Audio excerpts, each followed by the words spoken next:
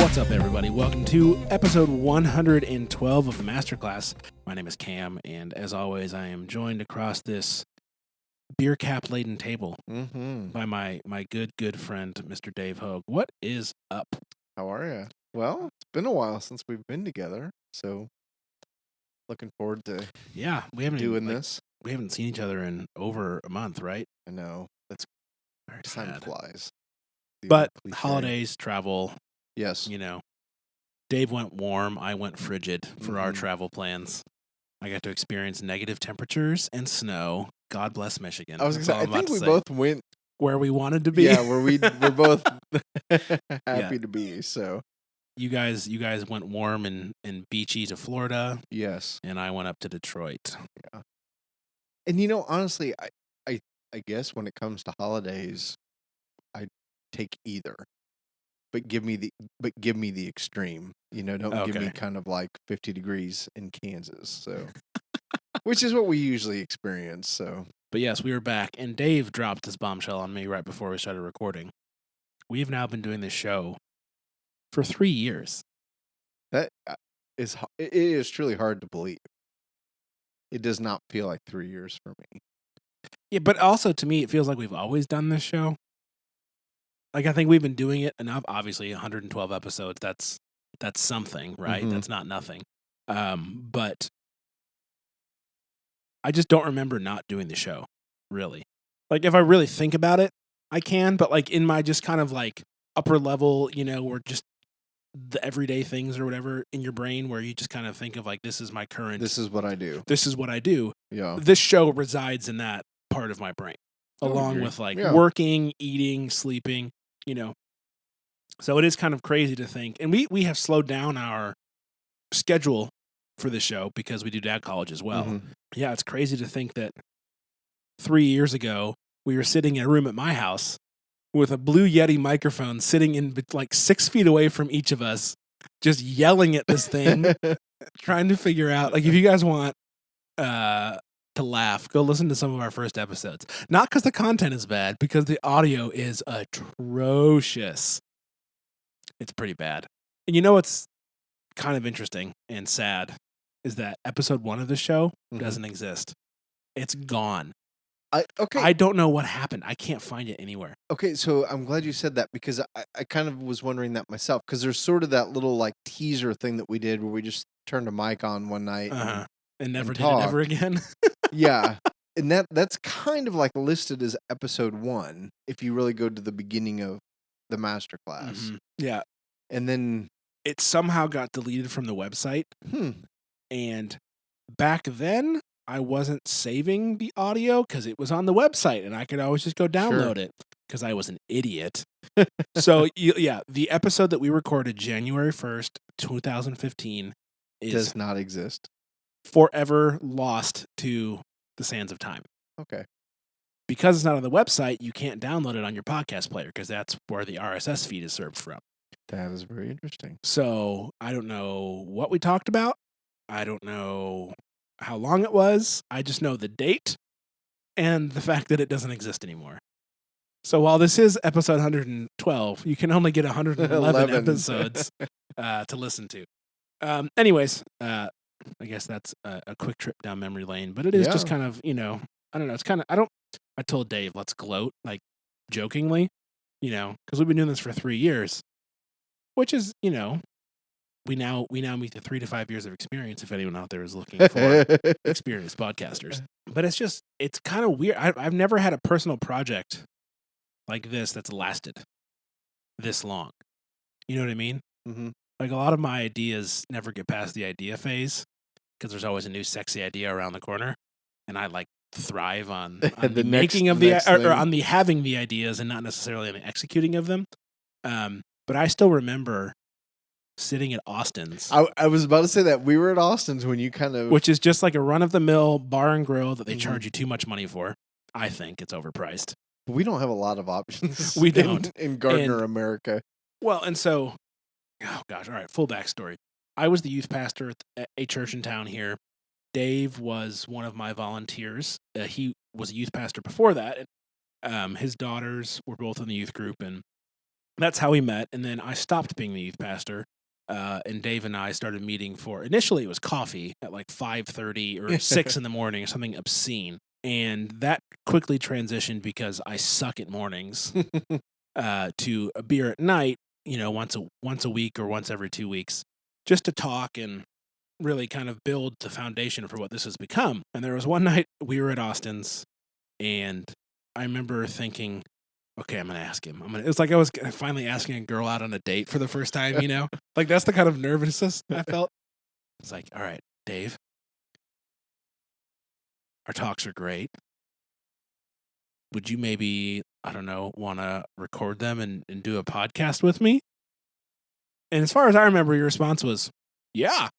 Like, that's how I remember it. But yeah, and that's how I remember. And basically, you were kind of like, so what if we just put a microphone in front of us while we did this? I feel like over 3 years, that's essentially what we've done. These are truly conversations that we would have, whether the microphone was on or off, that Mhm. we're both fairly candid in what we say. And Yeah, and honestly, I think the only thing the microphones do is force somewhat of a schedule. We're still Sure. pretty loose with the schedule. Sure. Oh, I would agree with that. Yeah. But because we have to publish the episodes, but that's the only, to me, that's the only difference I feel in the conversation is that we're scheduling when the conversation is happening instead of just being like, hey man, let's go, grab a Right. burger and a beer, Yeah.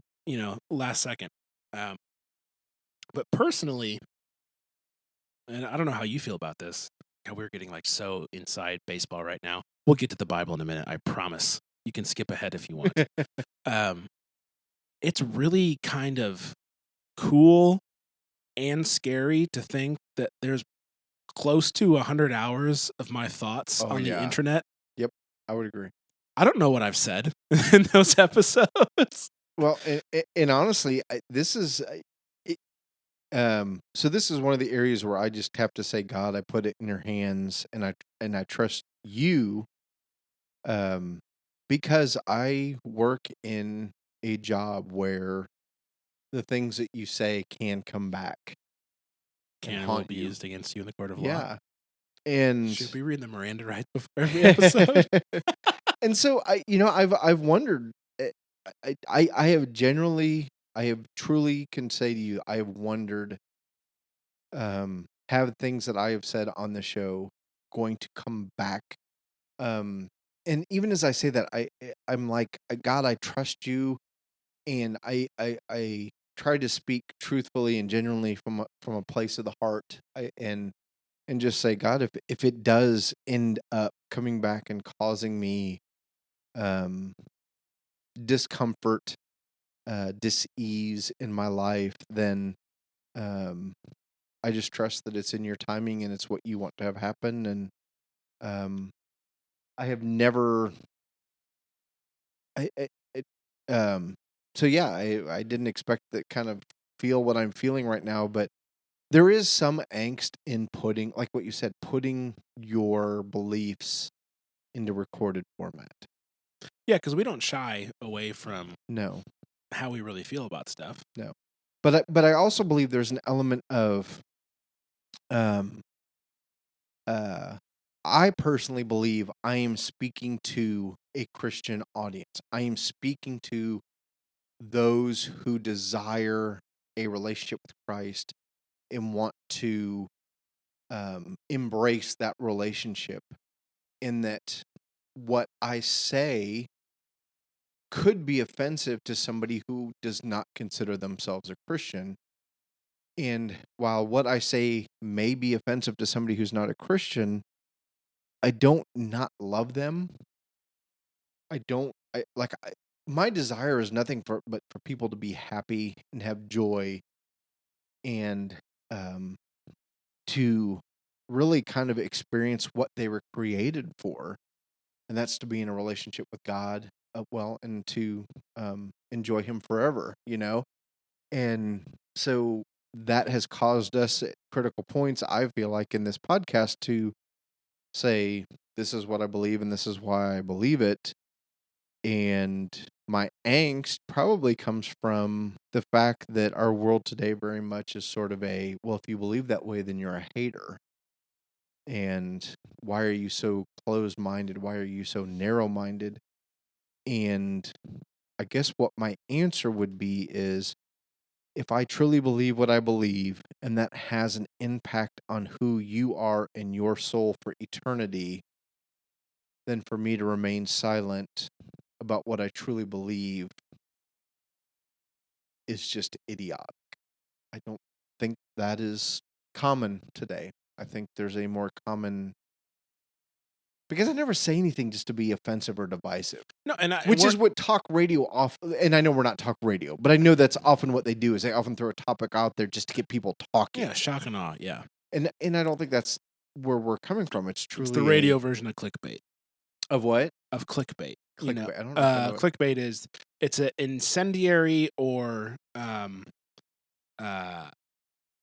enticing title to get you to click on something. Oh, okay. A picture of a chick in a bikini with "how to land girls like this," and then it takes you to and then you get there and it has nothing to do with absolutely. that. Like ESPN articles are notorious for having this crap at the bottom of all the articles. Yeah.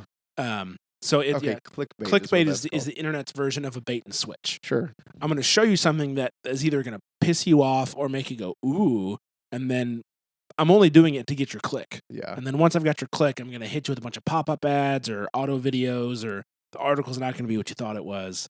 It's also a YouTube thing to get people to click on your video by having a title that, how to be a millionaire in 5 days, that sort of garbage. Like, one of the things I've seen lately is one of the, and this is totally random, but it seems like one of the ones that stands out to me lately has been the whole Bitcoin thing on both ends of the spectrum.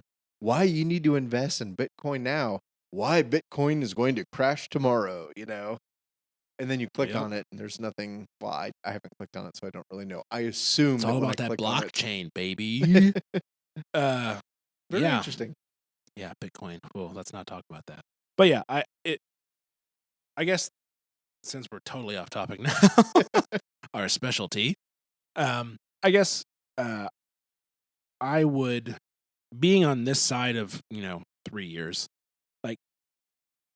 and being able to look back at a project that I have done with one of my best friends, I would just, if you have an idea, whether it's a podcast or you want to start showing your art, or you want to start showing your photos, or you want to make music, or you want to, I don't know, like whatever your idea is that you're maybe nervous about, like just try it. We could have tried podcasting and been like, oh, this is awful. We suck. And maybe we do suck. I don't know. But yet we're still doing it. But we enjoy it, right? And that's the whole point, is we do this because we enjoy it, and we put it on the internet just in case it might help somebody else. Or just in case somebody else might be able to help us by saying, hey guys, heard you say this. You got it wrong, and here's why. And so really, like this whole like project that we've done, any other shows that we've started after this one, it's just an opportunity to do what we enjoy. And I just want to encourage you, if you're listening, that if you've got an idea for a project that you think you would enjoy, but you're nervous to start because you don't know how. We didn't know how to podcast I didn't know how to record. We just figured it out as you go. And if you listen to the first episodes, you'll understand how much we didn't know about the technical side of it.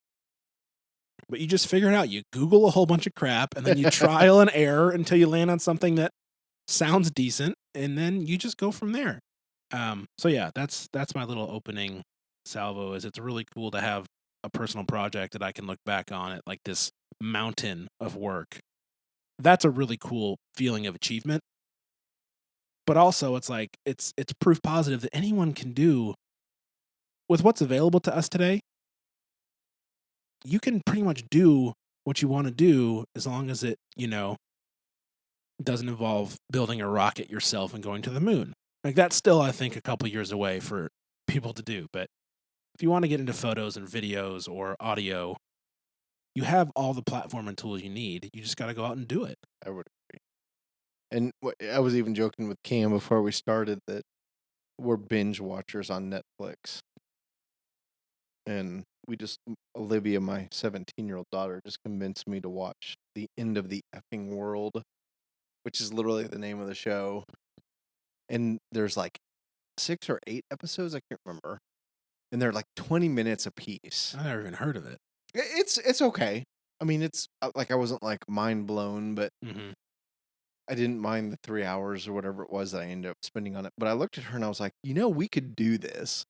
And she was like, right, whatever. And I'm like, no, really, I think you could come up with a topic and we could film 6 or 8 20-minute episodes that were worthy of binge watching. And not that we're going to do it, but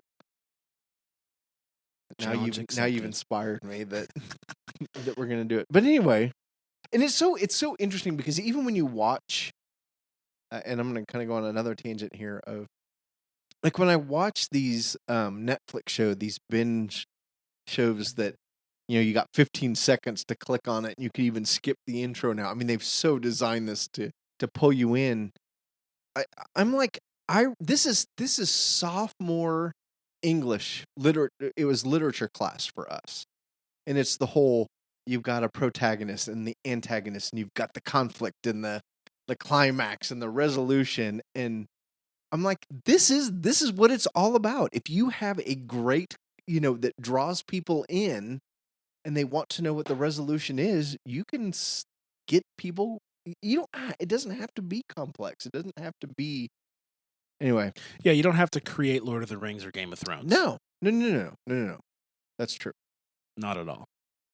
So, I mean, good on you if you can, but. And that brings up a whole nother tangent for me that I'm not even going to go into. Winter is coming. Winter is coming. But we have to wait another year. Yeah, whatever. We'll be in year 4 of the podcast before the winter gets here. Yeah, that's all right. That is all right. Yeah. As long as they don't screw it up. George, you better not. No, never mind. I'm not going to jinx him. All right. So now that we've rambled on for 17 minutes and 17 47 seconds. Wow. Yeah, it's been a while. Heavy sigh into the microphone. Yep, that's probably not going to get edited out. Anyways, we are continuing on in Romans. We are in chapter 2, and there's a lot of good stuff here. Yes. So we're going to start in verse 12, which is where we left off from last episode. And we're going to go as far as we can without making this episode 2 hours long. So, which I think at that point it would be 2 episodes, right? I would hope so. But yeah, we're gonna dive in and see what happens. All right, so we're at Romans 2, verse 12, and we're gonna go through verse 24.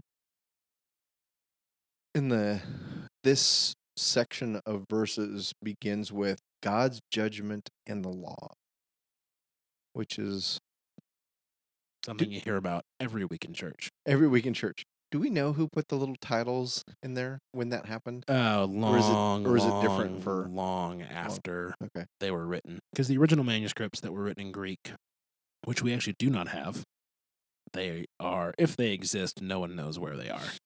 We only have copies of the manuscripts. But the original, what we have, so the oldest manuscripts we have do not contain chapters or verses, just book names. So at some point the chapters were put in, at some point the verses were put in, and then at some point the little headers and section markers were put in. But I don't have a year on that, but I would imagine it was far, far, far, far, far away from when they were written. So it's essentially what we're doing in terms of the New Testament, in particular with Paul, is we're reading somebody else's mail. which is okay, because I think that was the intention, was to share the mail. But ultimately it's Paul writing a letter to the church in Rome. Mm-hmm. And so we're reading Paul's mail to the Romans, which at this particular time kind of had a unique little piece to it, in that there were Jewish Christians and there were Gentile Christians.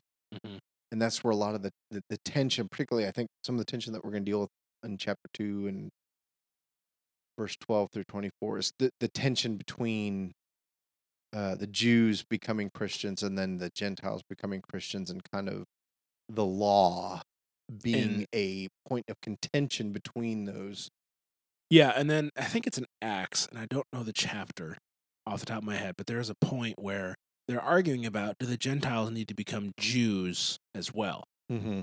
in the sense of like being circumcised and obeying, temple law and all of that sort of stuff. And that's where it really gets hashed out too, I think, between like Peter and Paul at one point, is about, do the Gentiles need to be made Jewish Christians Mm-hmm. as opposed to just Christians? And obviously they're figuring this all out because guess what?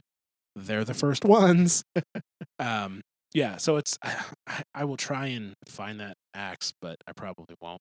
So, but yeah, there's that tension to it as well. Absolutely, the Jews that are now Christians and the Gentiles that are now Christians, but there's also the tension of those that are Gentiles that aren't Christians outside of the church. Okay. Like that's there too. Yeah, because judging those folks. Exactly. Yeah. And we've talked about that too, is like, Christians judging Christians, cool. Christians judging non-Christians based on Christian standards makes 0 sense. Yep. But it happens all the time. And the Christians judging Christians thing, or church discipline, if you want to call it that, my experience doesn't really happen very often. Even though that's kind of what the New Testament church exemplifies for us over and over again. Okay. So anyways, I think that's a good setup for what we're about to read. Absolutely. So, okay, Romans 2:12 through 24. For all who have sinned without the law will also perish without the law, and all who have sinned under the law will be judged by the law. For it is not the hearers of the law who are righteous before God, but the doers of the law who will be justified. For when Gentiles who do not have the law by nature do what the law requires, they are a law to themselves, even though they do not have the law. They show that the work of the law is written on their hearts, while their conscience also bears witness, and their conflicting thoughts accuse or even excuse them on that day when, according to my gospel, God judges the secrets of men by Christ Jesus. But if you call yourself a Jew and rely on the law and boast in God, and know his will and approve what is excellent, because you are instructed from the law, and if you are sure that you yourself are a guide to the blind, a light to those who are in darkness, an instructor of the foolish, a teacher of children, having in the law the embodiment of knowledge and truth, you then who teach others, do you not teach yourself? While you preach against stealing, do you steal? You who say that one must not commit adultery, do you commit adultery? You who abhor idols, do you rob temples? You who boast in the law, dishonor God by breaking the law. For as it is written, the name of God is blasphemed among the Gentiles because of it. All right. A lot of stuff in here. There is a lot of stuff in there, and I'm guessing we probably will do this more. We'll talk about this in 2 parts. All right. So, all who have sinned without the law will also perish without the law, and all who have sinned under the law will be judged by the law. So, it doesn't seem like there's a easy way out here. No, not Right. at that point. Man, I'm trying to figure out how to even approach this. There's just so much. All right, verse 13. For it is not the hearers of the law who are righteous before God, but the doers of the law who will be justified. I think that's a really interesting statement in the way that he phrases it. Mhm. So it's, if you hear the law, you don't stand righteous before God, right? Just by hearing it, that doesn't do anything. That makes sense, right? I Mhm. can be a football player and I can hear the play. But if I don't execute the play, I don't catch the touchdown, right? Right. I just stand there and my team loses because I didn't do what I was told to do. I heard it, but that hearing doesn't accomplish the end goal. I must do what I'm told Mhm. to accomplish the end goal. That makes sense. Yes. But the doers of the law who will be justified is interesting to me. Doing the law doesn't justify you necessarily, right? No. But if you hear the law and do it, you will be justified. And that is going to get into his whole, I think, justification and sanctification discussion about Jesus and who he was and what he did and how it affects us and how it causes us to stand before God as righteous because of what Jesus has done. Mm-hmm. But it does not eliminate our need to follow and do the law, Right. which I think is interesting Yes. because my experience is Jesus, Jesus, Jesus, grace, grace, grace, mercy, mercy, mercy. Isn't this awesome? Yes. Yes, but I feel like that's half the conversation. I think the other half is once you have come to an understanding of what Jesus accomplished and why he accomplished it and for what purpose he accomplished it, then the conversation switches to my sanctification, my becoming more like Jesus by doing the things that Jesus tells me to do, and not just by sitting in this pool of grace and mercy and floating and sipping on my daiquiri and, Mm-hmm. getting a good tan. It's the now that I have been saved, now that I am presented before God as righteous because of Jesus, it is then my honor, or should be my honor, to then carry out the rest of my life in a way that would please Him. Mm-hmm. Not because I'm earning that salvation, but because I'm working it out. Right. I am taking what has been given to me and I am applying it to the rest of my life so that I can be a light and a guide to those around me that are seeking truth. Mm-hmm. And God, I suck at that. I'm so much more comfortable in the big pool of mercy with my floaties and my daiquiri and playing Right. some water volleyball. Yes, That's way more fun. it is. And I think that a lot of Christians would feel the same way. And I'm totally generalizing here. So if I'm wrong, please let me know. But my experience in church is, and again, generalizing, which is dumb, but c'est la vie. I'm not the smartest kid on the street. A lot of church focuses on the pool party. If I'm going to continue my metaphor, which may not be a great one, but I'm going to go with it. Focuses on how to be good at church or how to enjoy God's love and mercy and grace. And it's not so good at the working out of your faith at your job, in your marriage, with your children, with your family members. It's not necessarily that great at teaching you how to take that salvation and work it out in places that are not church. Mm-hmm. And I think that's a really big deal. And really did not expect to go there based on this. But the doers of the law will be justified. And I think that's something we cannot gloss over. Just because Christ has fulfilled the law does not mean that God does not expect people who are of Him and are living in His kingdom to forget what it means to live a life worthy of the calling that you have been given. Mm-hmm. Yeah, and I think this happens so the Jews kind of did this in terms of what were God's chosen people and kind of rested on that. Well, And I mean, then that is a nice trump card to have in your back pocket. well, sure. But I also think Christians kind of go, kind of what you're talking about, this idea of, well, I'm saved by grace. I'm a Christian, and that's all I need to do. And in terms of salvation, I agree. We are dependent on grace. We need God's grace. This is something that we cannot earn. We cannot do. But that doesn't excuse us from, like you said, not actually doing something. We don't just rest on that and think, okay, we've arrived. And I think by definition, that's like dogma, right? It's I believe the right thing, and so therefore I'm in the right group, I'm in the right place. I believe what I'm supposed to believe, and so therefore, and there really needs to be this element of fruit, this idea of there's evidence in my life that points to I don't just believe it, but that you can see that it exists in my life. And so,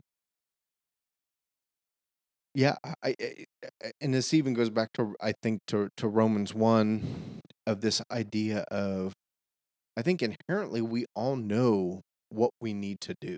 We have this strong sense of right and wrong, and this it particularly gets quickly, like we're quick to point it out and say that's what this is when we're wronged. Mm-hmm. If somebody wrongs us, we're quick to point out, oh, that's not fair. well, why is it not fair? And we can give X, Y, and Z. But ultimately, it boils down to we all inherently know there's a difference between right and wrong. And I think God holds us accountable to that it's written on our hearts, and that we are without excuse, whether Jew or Gentile, for not doing what is right, and simply resting on this idea of being born Jewish or being a Christian. Yes. All right. So when Gentiles who do not have the law by nature do what the law requires, they are a law to themselves, even though they do not have the law. I think that again is an interesting discussion of when you see folks who are not Christians. Mm-hmm. If I can extrapolate from the Jewish Gentile thing to the Christian non-Christian thing, which I think is a fair extrapolation.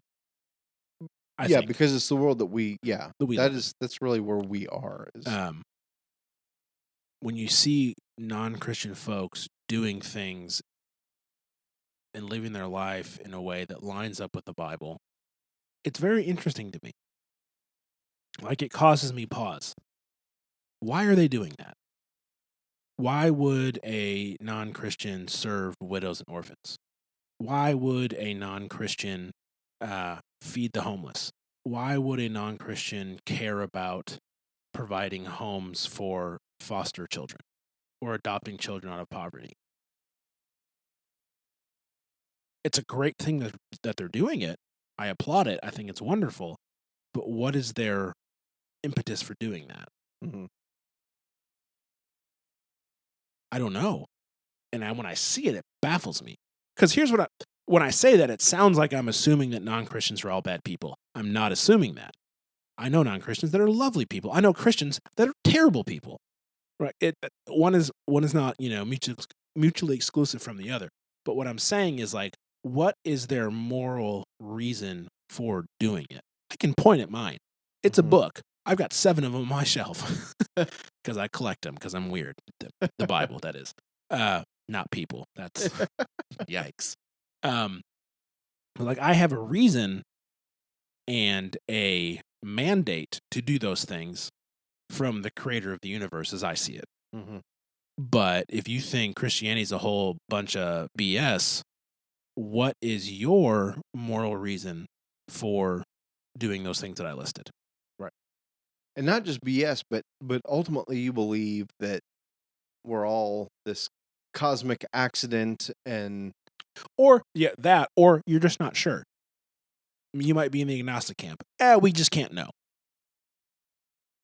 But either way, you have decided that religion in any of its forms is stupid.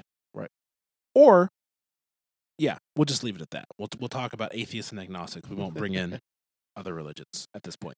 Yeah, and I guess I'm in the same boat as you, is that I see certain behaviors, and I will just assume a person is a Christian if I see them. I'll just put it in the category of taking care of widows and orphans. If I see somebody doing those things, I just assume that they're a Christian, and then when I engage with them and I hear that that's not true of them, I guess I would say that I have a very similar response to you. I'm like, well, why? Like, why would you do this if you didn't have a belief in a God and a creator? If there wasn't this call to do this? And I don't know what your experience is, but mine is oftentimes it's because it's the right thing to do, or because people matter. Yeah. And I'm like, yeah, I totally agree. But why? Inherent dignity in being human, whatever. But like, I'm like, but why? But like, there has to be a end point to that conversation. And mine is God and the Bible. And that person may never get there. And I don't want them to stop doing what they're doing because I'm not satisfied. Like, this just sounds, I'm not a jerk, I promise. It's really interesting to me when I see, like, let's flip it on the other side. let's say I knew a Christian who was going to strip clubs and doing hard drugs and like doing all the things a Christian shouldn't be doing. I feel like I would have the same response to them as I do to the non-Christian who's doing Christian things, like something doesn't line up here. Right. What's your reasoning for doing these terribly awful things that you know are wrong? Mm-hmm. Well, they make me feel good. Well, duh, but that doesn't mean you should do it. So I don't know if that helps paint I'm just trying to understand the motivations of people for why they do what they do when it doesn't necessarily seem to line up with their worldview. Mm-hmm. And none of us are perfect. A lot of us have oh my gosh, what's the word? Hypocritical tendencies in certain areas. I almost said Hippocratic. That's for doctors. It's just, I don't know, man. People intrigue me a lot because we are complex and confusing most of the time. Yeah. I confuse myself because I'm just like, why did I do that? I know that's a dumb thing to do. I know that's not right. I did it anyways. Mm-hmm. And yeah, anyways. So where were we? So when Gentiles who do not have the law by nature do what the law requires, they are law to themselves, even though they do not have the law. It's a lot of laws, but essentially they don't have it. They still act in ways that align with it based on what I'm going to say. And this is kind of where I wanted to end up is like, if I believe what the Bible says, then I must agree that all humans are created in the image of God.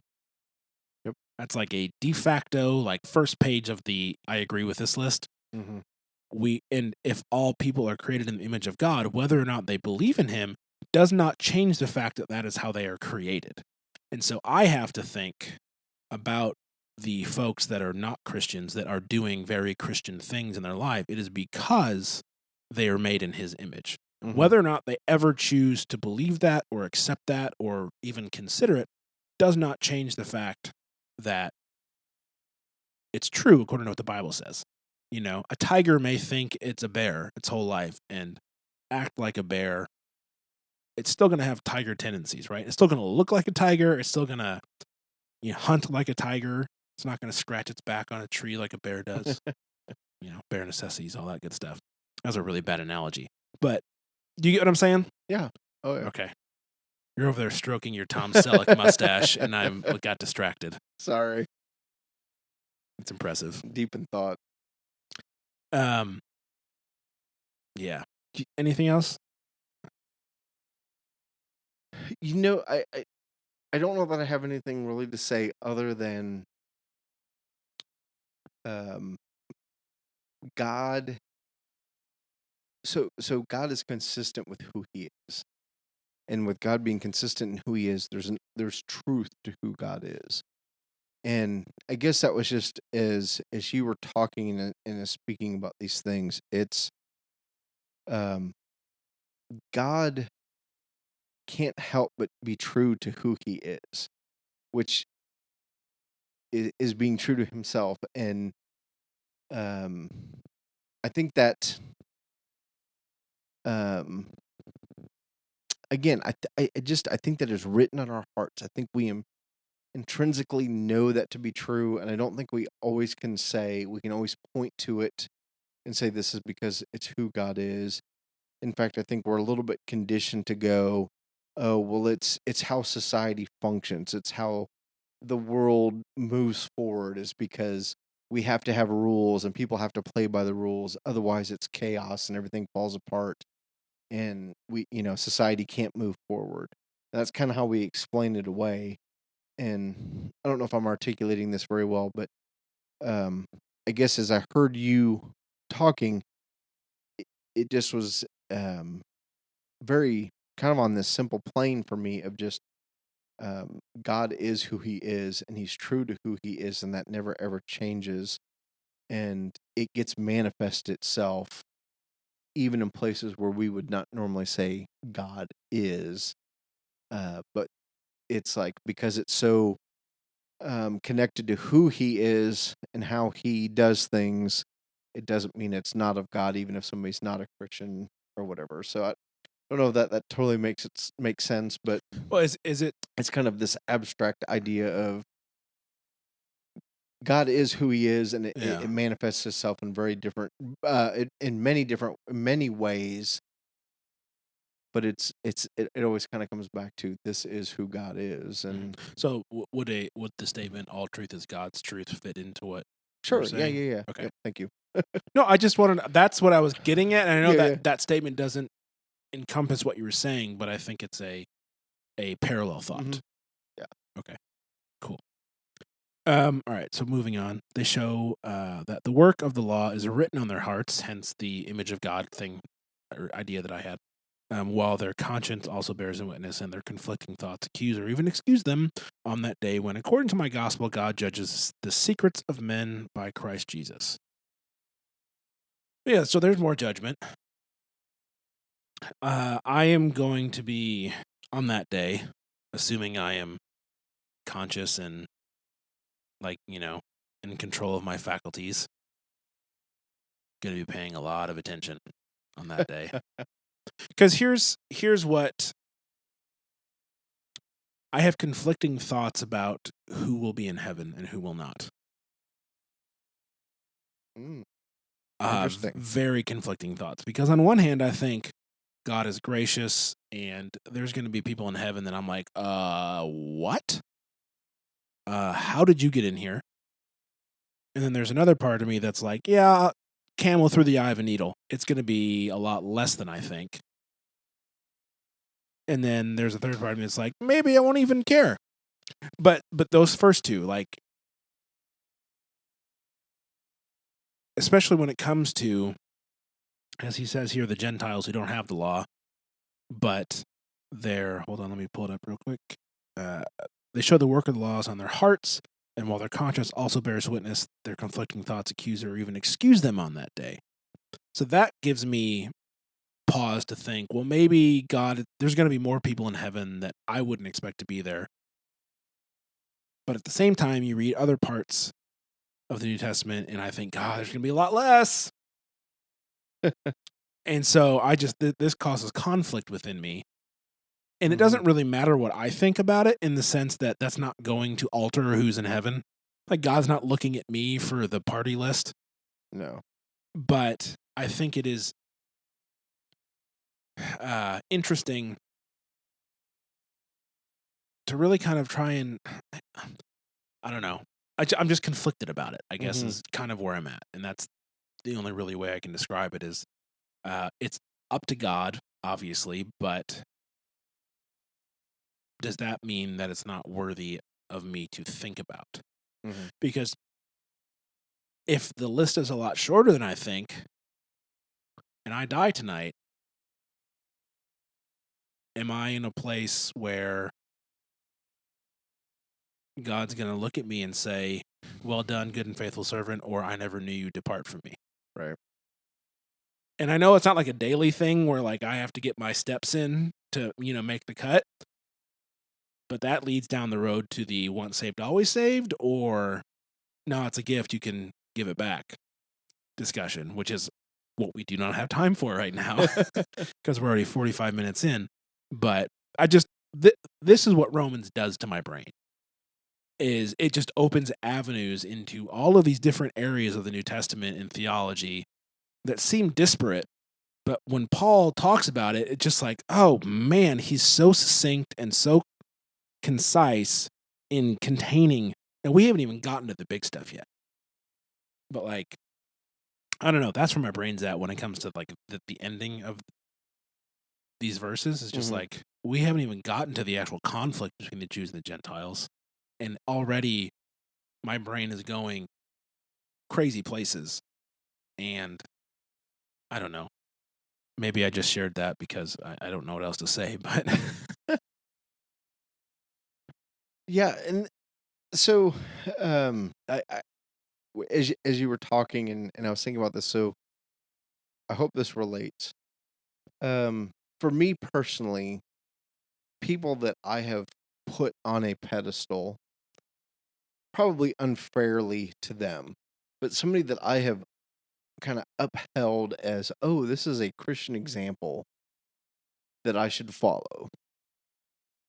When I get to know them or I have any significant interaction with them, inevitably, and not because I'm looking to do this, but inevitably they come down off that pedestal. They fall. They behave in a way that I'm like disillusioned with what I expected them to be. And I don't believe that our standard should be other people or other Christians. Our standard needs to be Christ. And that's where we need to be striving. That needs to be the standard.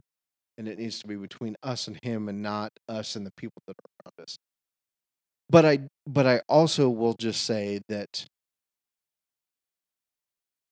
while it's disappointing to see the things that inevitably Christians do that cause me to go, well, oh, they're not what I thought they were.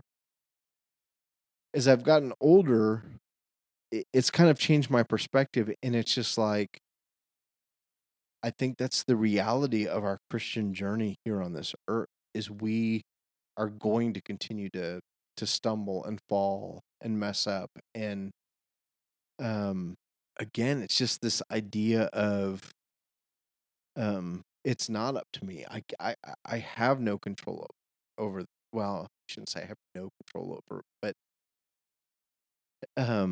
my humanness, my sinful nature is going to reveal itself. And those who I put on this Christian pedestal of being this lifestyle that I should emulate, inevitably I'm going to see something that makes me go, oh no, they're human just like I am. And instead of being disappointed and let down by that, I don't know if encouraged is the word that I want to use, but I think there's a reality of that of just going, okay, this is what the Christian journey is about, is that we are sinners dependent on grace and we need God, and hopefully there is evidence of pursuing him.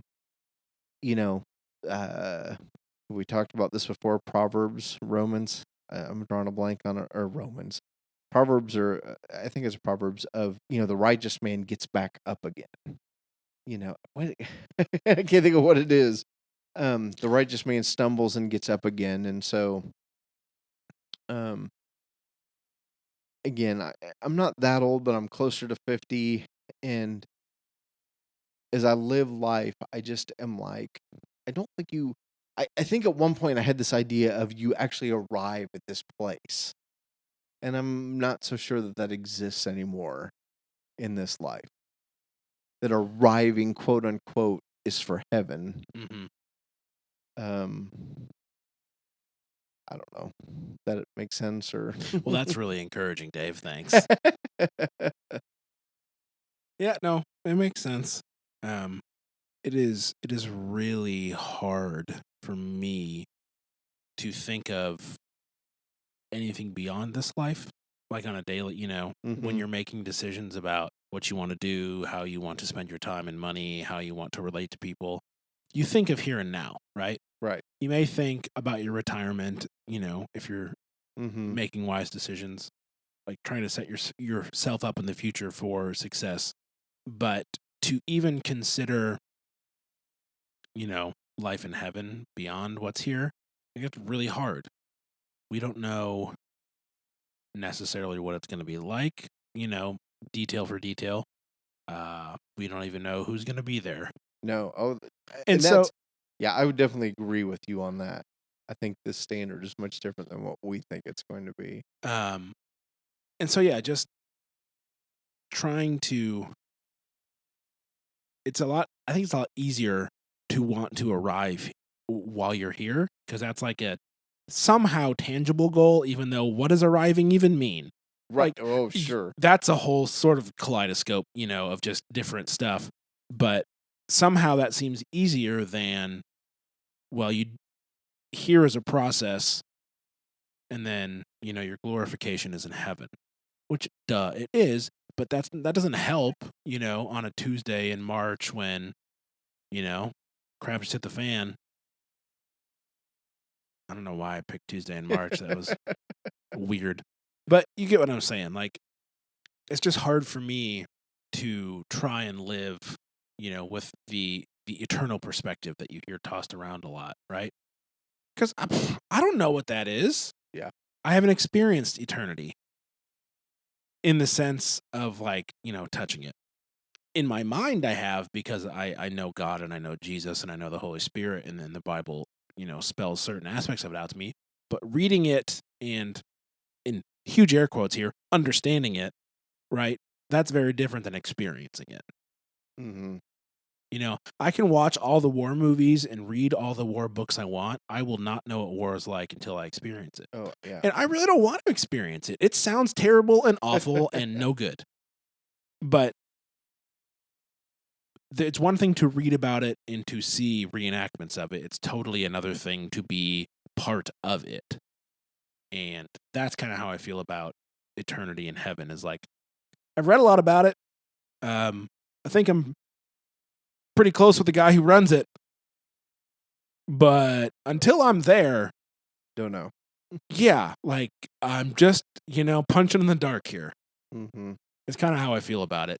And that can get really frustrating sometimes Yeah. when you just want like a freaking answer about something, Anyways. Okay, so Proverbs 24:15 and 16 is what I was thinking of. And it says, lie not in wait as a wicked man against the dwelling of the righteous. Do no violence to his home. For the righteous falls 7 times and rises again, but the wicked stumble in time of calamity. And so there's kind of this idea of, yeah, we're going to fall, but we're going to get back up again. And I'll email this to you, and it probably seems a little bit cheesy, but I saw a Will Smith, of all people, video on Facebook or something where, he was basically talking about, people that we kind of hold up as successful and people that have done well in life are generally people that have learned to fail. And they don't just fail, but they learn from their failure.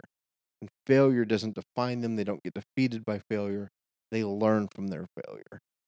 And while I don't believe that this was Will Smith's intent when he was saying that, I think that is a biblical principle, and it kind of goes back to what I was talking about earlier. God's truth is truth. Regardless of who is speaking it, it's true because it's true. And I think that's one of those things that Will Smith, when he's talking about this, unwillingly, unwittingly, unintentionally, he's trying to convey this message that is timely and is true because who God is, and for no other reason. And I think sometimes that's hard for us to accept, that failure is worth embracing. And if we can learn to embrace our failures and learn from our failures, then we'll quote unquote be a success. So anyway, I like it. We'll have all that stuff in the show notes too.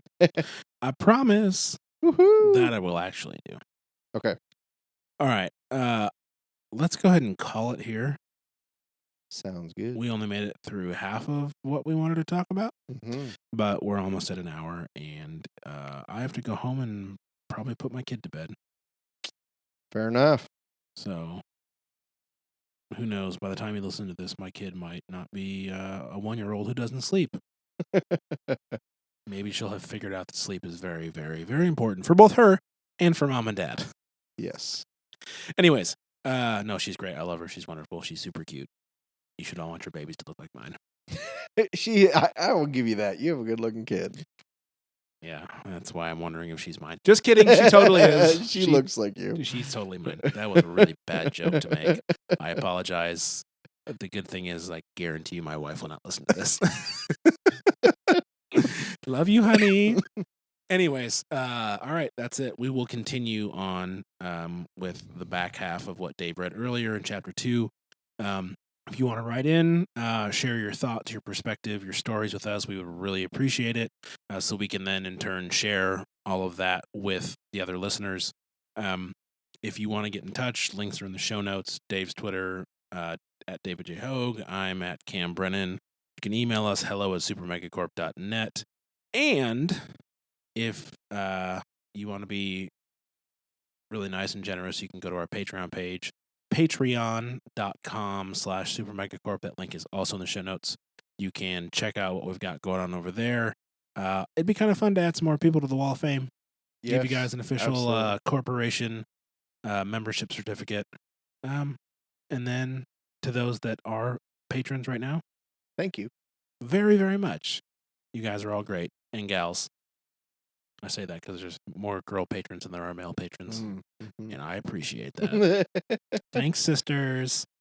All right. I say that because they're my actual sisters, not because I was trying. Never mind. Oh, gosh. We were doing so good, and then I took it off the rails like I usually do. All right. Until next time. Bye. Stay classy.